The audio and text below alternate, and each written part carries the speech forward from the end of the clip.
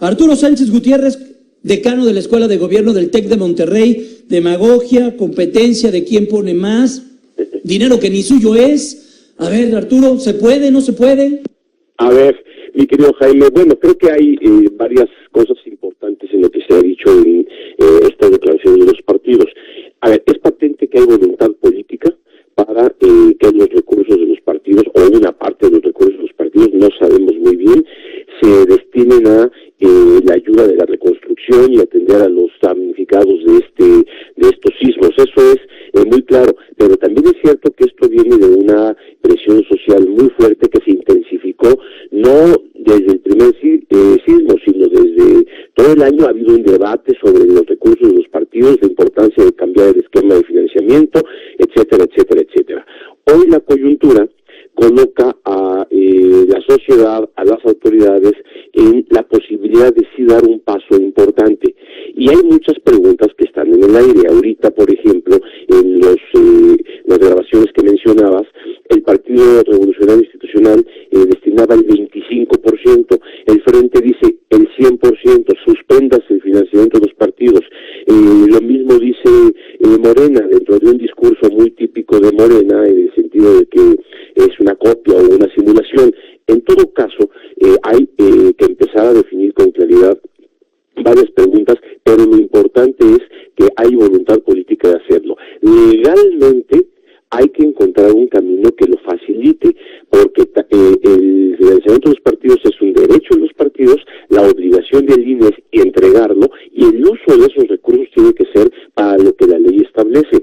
Sin embargo, ha quedado muy claro que es posible encontrar, quizá desde lo que va a aprobar la Cámara de Diputados en el presupuesto que ya está discutiéndolo, desde ahí de tener recursos, desde ahí formar una bolsa de dinero del tamaño que los partidos decidan, para que esos recursos sean destinados a otro fin, ya no partidista, sino apoyo a los damnificados.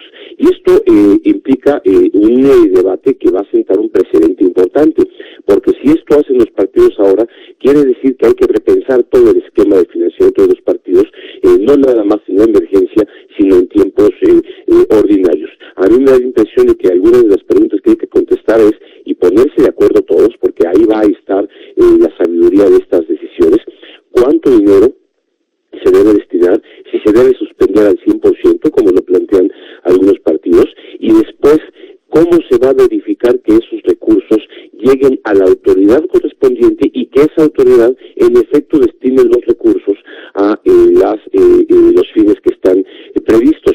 El presidente del PRI decía, tiene que ser legal, tiene que ser transparente, tiene que ser apartidista.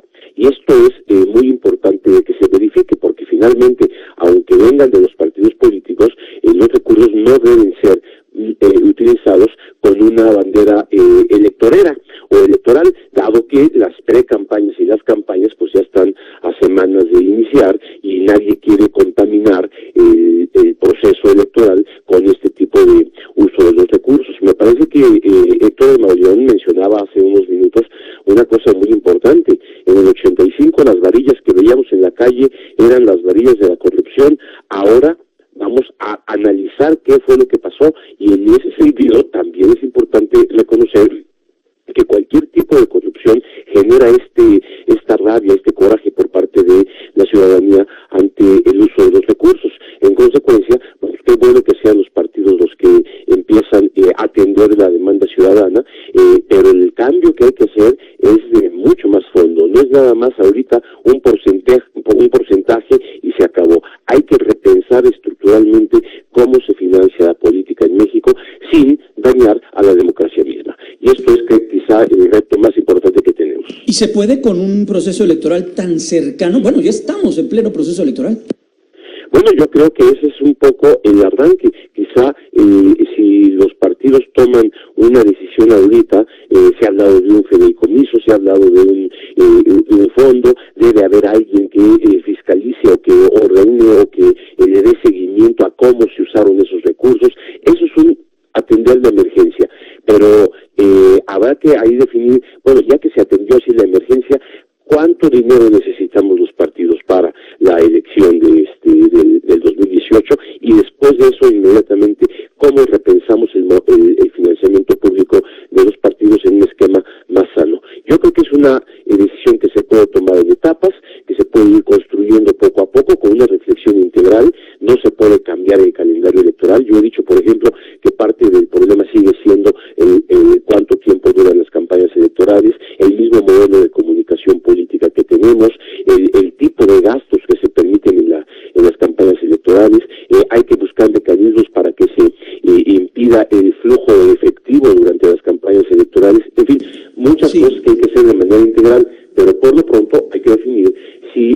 en este periodo de emergencia y durante las campañas electorales, los partidos están dispuestos a reducir renunciar a parte de su financiamiento y de esta manera pensar. Permíteme una pausa y regresamos a redondear la idea. Disculpa, Arturo, tú sabes de qué te estoy hablando, de la guillotina automática. Arturo, pero es muy interesante lo que señalas y más allá de la demagogia y de los dineros, sino los partidos, no sé si en México, no sé si en el mundo, pero los partidos también se hacen adictos al dinero, a recursos públicos, y también nos abre la expectativa o la perspectiva a los ciudadanos que entonces los partidos también pueden vivir sin tantos recursos. Ciro Gómez Leiva le comentaba o le hacía una pregunta muy clara a Enrique Ochoa Reza con ese pequeño byte que rescatamos de esa charla. Oye, ¿qué le vas a decir a la secretaria, a quien trabaja en el partido? Imagínate, trabaja en el partido y quizá fue de los afectados del sismo. ¿Cómo le vas a, qué perspectiva de vida va a poder tener él? El dirigente decía, no, yo no voy a ganar dinero, yo puedo solventarlo. El dirigente, pero la estructura, ¿ahí qué va a pasar, Arturo? Bueno, es muy importante reconocer una cosa, mi querido Jaime. Los partidos necesitan dinero. O sea, no se puede hacer campaña sin dinero, no se puede buscar ser una institución partidista en el más sano sentido de lo que deben ser los partidos políticos sin algún recurso. La pregunta es de dónde deben venir esos recursos y cómo le deben hacer para que poder vivir. Y segunda pregunta, ya que sabemos de dónde vengan, ¿quién verifica que esos recursos sean legales y, sobre todo, que se utilicen correctamente? Bueno, entonces, si esas son premisas, irremediablemente la política cuesta dinero, si esas son las premisas, una pregunta muy difícil de contestar es, bueno, ¿cuánto? Desde 1996, cuando se cambió la ley y se incrementó sustancialmente el financiamiento de los partidos, algunos partidos empezaron a protestar. El mismo Partido Acción Nacional devolvió en 1997 parte de los recursos a la Secretaría de Hacienda. El Partido de la Revolución Democrática de entonces también alegó que era mucho dinero que se les estaba dando y que iban a destinar parte de sus recursos a hacer una serie de actividades, libros de texto y ese tipo de cuestiones. O sea, desde que se tomó la decisión del cuánto se le da a los partidos en 1996, se abrió ese debate. Posteriormente los partidos, como tú dices, se hicieron o se acostumbraron al uso de los recursos. Y por más que surgió y se fortaleció la fiscalización a los recursos partidistas, la percepción ciudadana nunca ha quedado satisfecha de que se está haciendo un buen uso de recursos que provienen de el erario público. ¿Por qué provienen tantos recursos del erario público y por qué así lo escribieron los legisladores en la Constitución? Un argumento muy sólido entonces: se prefiere que los partidos políticos vivan del erario público, eso se dijo en la Constitución, a que tengan acceso a recursos ilegales, ya vengan de donde quieran venir o de que una sola persona manipule un partido dándole mucho dinero, etcétera, etcétera. Ese tipo de argumentos hay que revisarlos el día de hoy.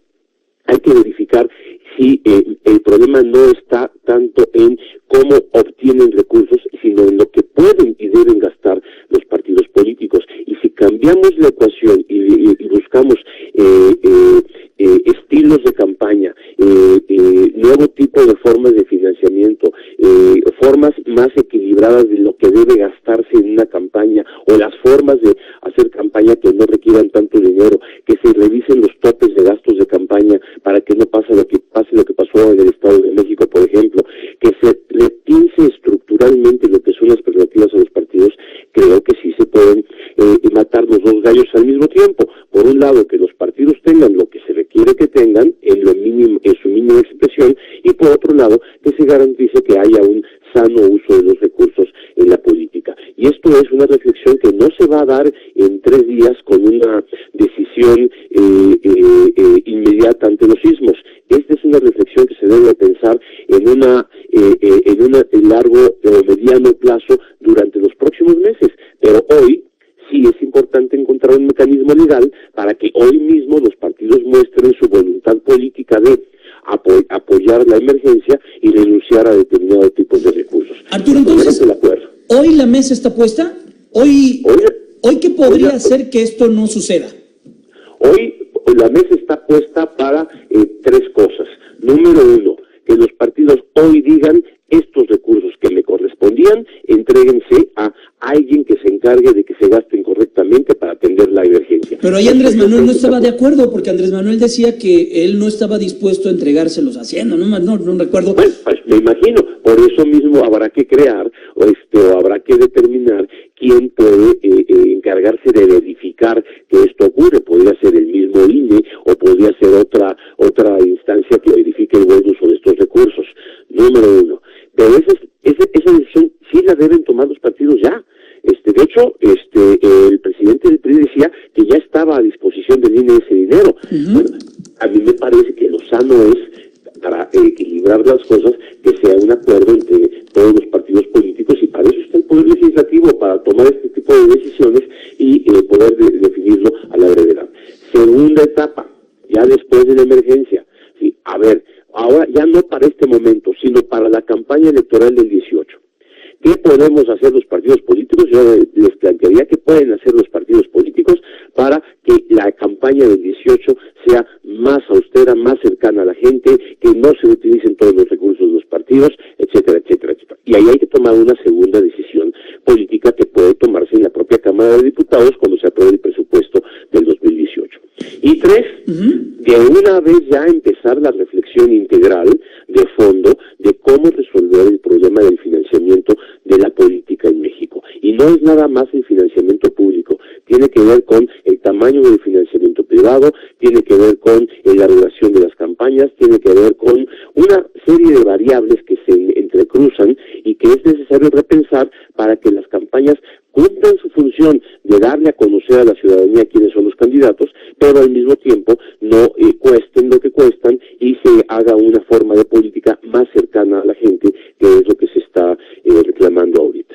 Pues Arturo, muchas gracias por ayudarnos, darnos luz en este tema que sí se ve complejo por todas las aristas que tiene, pero veremos qué es lo que sucede. Ya nos comentabas, la mesa está puesta, ya hay voluntad, que es lo principal. Ahora serán, yo creo que esta semana seguramente habrá definiciones al respecto. Fuerte abrazo, Arturo, que estés muy bien. Esperemos que te haya ido muy bien también con esto del sismo, que no haya sufrido daños y que todo esté bien a tu alrededor. Fuerte abrazo, Arturo. Muchas gracias, mi querido Jaime. Saludos a todo el auditorio. Que estés muy bien, gracias.